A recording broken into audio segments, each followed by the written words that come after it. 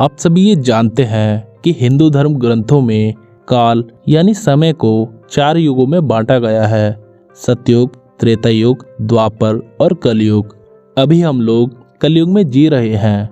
कलयुग यानी एक ऐसा युग जिसमें मनुष्य जाति का मन असंतोष से भरा हो, सभी मानसिक रूप से दुखी हो, धर्म का सिर्फ 1/4 अंश रह गया हो।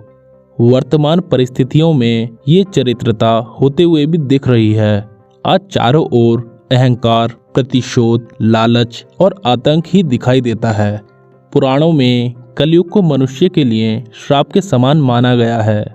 लेकिन दोस्तों, क्या आपने कभी सोचा है कलयुग कब शुरू हुआ और फिर इस श्रापित युग का अंत कब होगा और उसके बाद कौन सा युग आएगा? तो आइए जानते हैं कलयुग के बाद का युग कैसा होगा। नमस्कार दोस्तों, ज्ञान वर्ल्ड में आपका एक बार फिर से स्वागत है।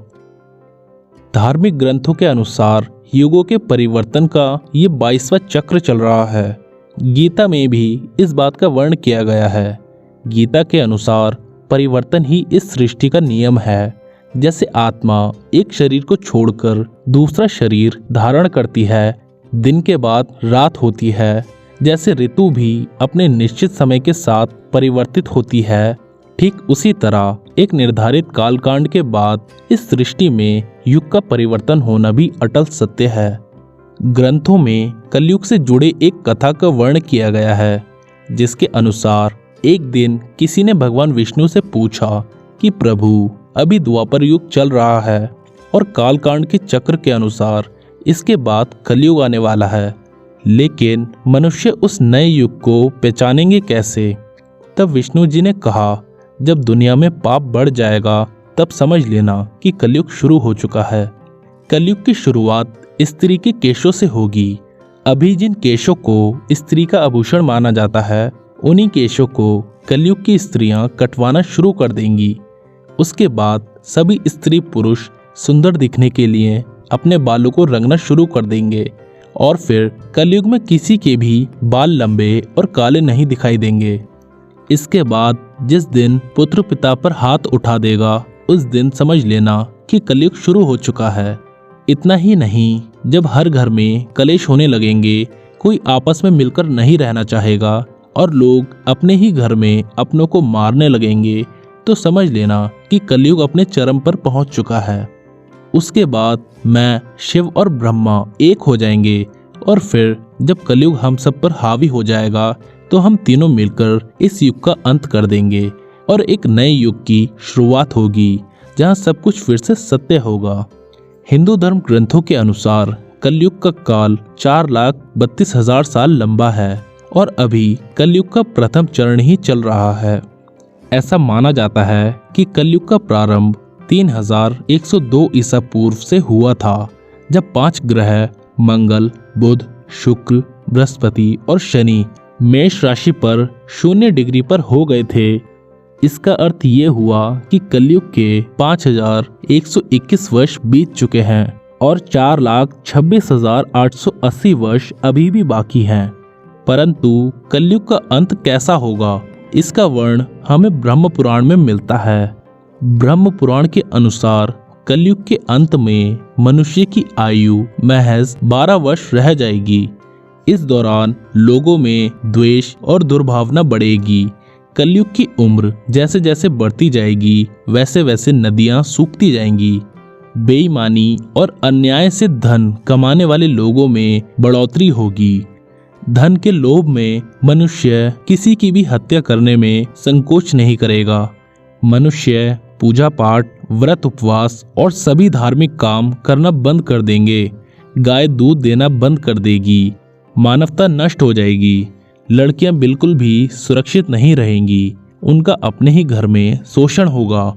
अपने ही घर के लोग उनके साथ व्यभिचार करेंगे। बाप बेटी, भाई बहन कोई रिश्ता नहीं रहेगा। एक भाई दूसरे भाई का ही शत्रु हो जाएगा। शादी जैसा पवित्र रिश्ता अपवित्र हो जाएगा। किसी की भी शादीशुदा जिंदगी ठीक से नहीं चलेगी। पति पत्नी एक दूसरे से बेवफाई करेंगे। कलयुग में समाज हिंसक हो जाएगा। जो लोग बलवान होंगे उनका ही राज चलेगा और जब आतंक अपनी चरम सीमा पर होगा तो भगवान विष्णु काल की अवतार लेंगे और पृथ्वी से समस्त अधर्मियों का नाश करेंगे। वहीं शिव पुराण में भी कलयुग के बारे में बताया गया है।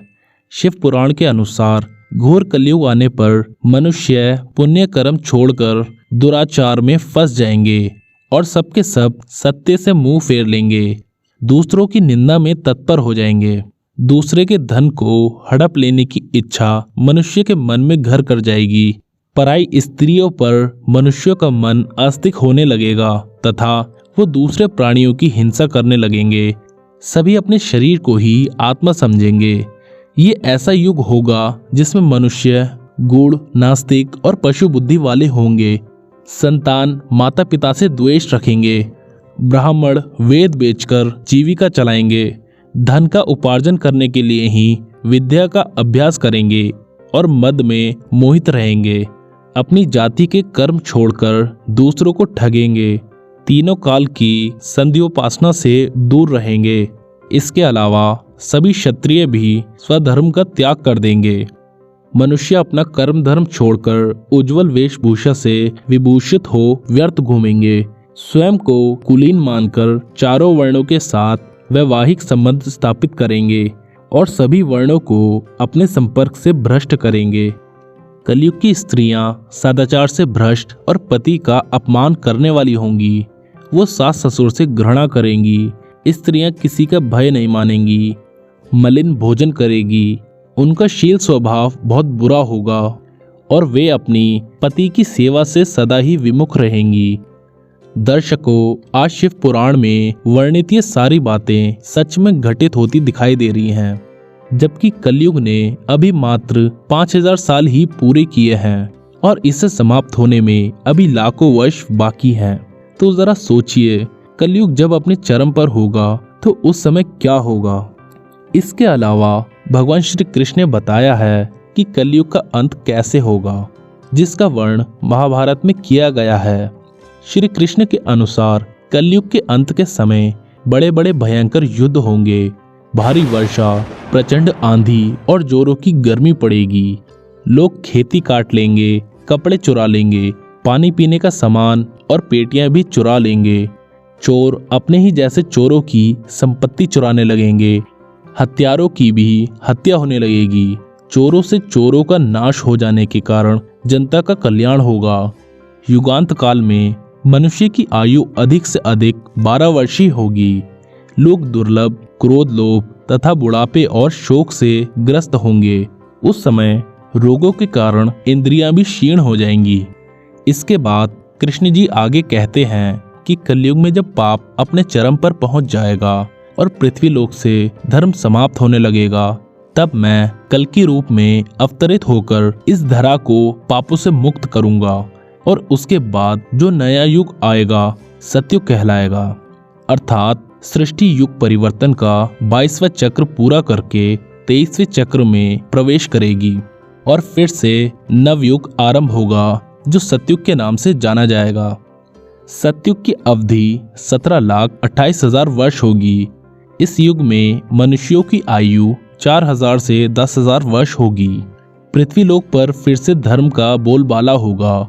मनुष्य भौतिक सुख की जगह मानसिक सुखों पर बल देगा। मनुष्य में एक दूसरे के लिए नफरत की कोई जगह नहीं होगी। चारों ओर प्यार ही प्यार होगा। मानवता की पुनः स्थापना होगी। मनुष्य को परम ज्ञान की प्राप्ति होगी।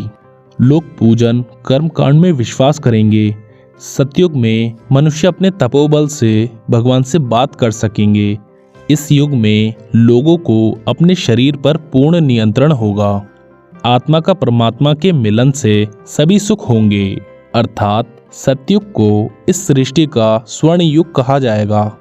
लेकिन दर्शकों, सतयुग आने में अभी काफी लंबा समय है, तो क्यों ना हम लोग कलयुग में ही अपने धर्म और कर्म से सतयुग की तरह जीने का काम करें, क्योंकि ग्रंथों में भी इस बात का वर्ण मिलता है कि कलयुग में भी जो लोग धर्म और कर्म का विश्वास करेंगे उन्हें सतयुग की तरह ही सुख की प्राप्ति होगी।